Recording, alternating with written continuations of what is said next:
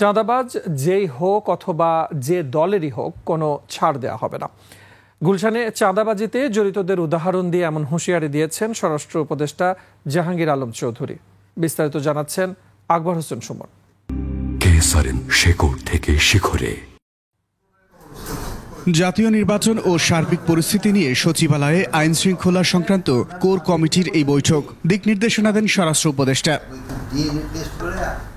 বৈঠক শেষে সাংবাদিকদের সঙ্গে আলাপে উঠে আসে চাঁদাবাজি ও সরকারের অবস্থান প্রসঙ্গ।